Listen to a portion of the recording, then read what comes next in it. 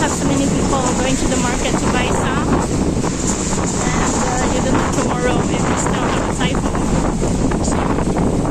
So strong wind. Oh my gosh.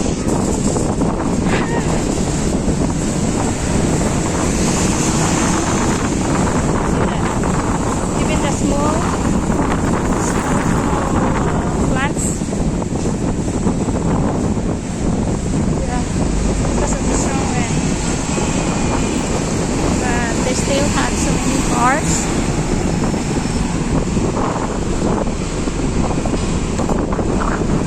Going inside the mall, inside the market. Look at. Tingnan natin. Grabe siya.